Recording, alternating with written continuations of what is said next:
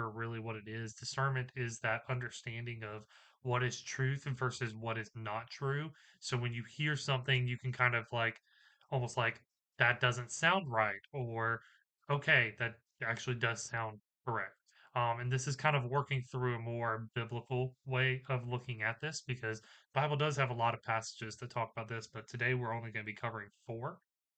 So this first one, we're going to be covering First John 4, verse 1 really is the only one. I originally had 1 through 6 highlighted, but 5, or sorry, 2 through 6 really focus more on just actually identifying a specific contextual one.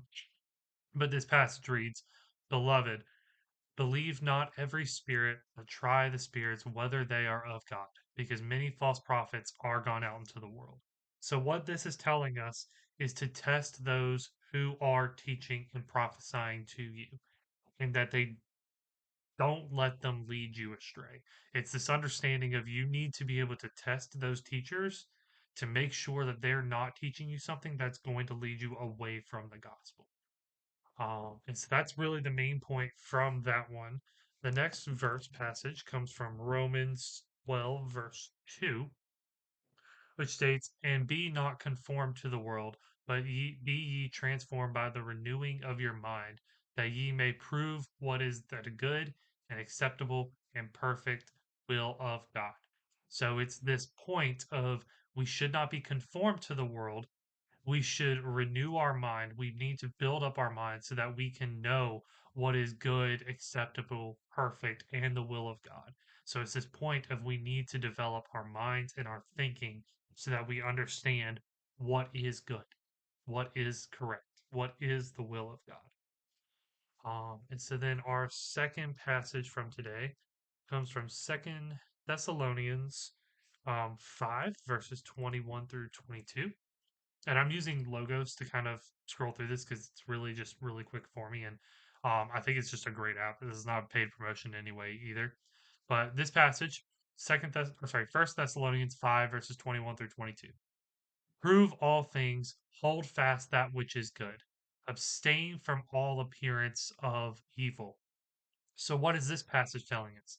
Well, it's telling us to prove everything, to look into everything, to understand what is good and what is not, hold fast to the good, and abstain and get away from what is evil.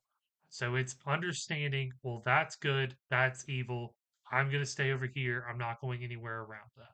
It's that understanding of you need to build up your mind to understand what is good, what is not, and stay with the good so that what is not good does not just destroy you. And then our last passage for today comes from Hebrews 5, verse 14.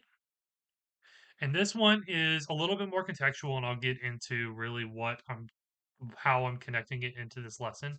But this passage states, But strong meat belongeth to them that are of full age, even those who by reason of use have their senses exercised to discern both good and evil. So, what is this passage? So, in this one, Paul is kind of addressing, or not necessarily Paul, it was the writer of Hebrews. Several different people could have been it. I'm just using Paul because he's one of the possible ones. Was writing and was talking about this whole point of milk versus solid food. Of you need to be more onto this point of solid food. We need to make sure we are renewing our minds to a point where we're understanding more in depth teachings because just surviving off of milk, the very basic teachings, are not going to really develop that discernment. Will be more easily led astray. But when we get really into it, we build up this understanding. We will we'll be better able to practice discernment and not be led astray because we're being fed off of the solid food. We're going into that more. And so we're bettering ourselves in that area. And so those are the four main passages that I wanted to talk about today. And so the other main points of just kind of talk about wrapping this up and getting into some practical application for you. There are two main points to pull from this point. Discernment is essential. This is not one of the main points. Discernment is essential for the Christian because if we don't have discernment, we can be led astray by any false teacher that comes along. But there's two main things that we need in order to make sure that we are not and we develop that discernment. And that is one, we need to study and know the word. We need to be able to sit there, know what it says, and know what lessons it's teaching us from every passage and know what it's saying so that whenever someone comes along with some kind of false teaching, we're not just immediately led astray by that false teaching. We can address it, know it's wrong, and get away from it. It's abstain from evil that First Thessalonians 5 was talking about. And the other one is to practice. And it's kind of like a you got to be in the scenarios to practice. I get that one, but when you've studied the word, you've gotten into it, practice it by really going out and just addressing serious like issues, or not necessarily going out and like if you see very small things, just blast it online, but more or less make sure that when you're in these scenarios where you may think this teaching wasn't correct, address it how the Bible says to address it, which we can get into in a later date. But like, say for example, you have a problem with a brother, take it up with them personally first, and then if they refuse to address it, you go up to the person above them. And if the person above them who has authority over them doesn't address it, then you take it to the congregation and you blast it out to the congregation at that point. So remember that if you're ever going into a scenario of challenging a false teaching, it's address it with them personally first.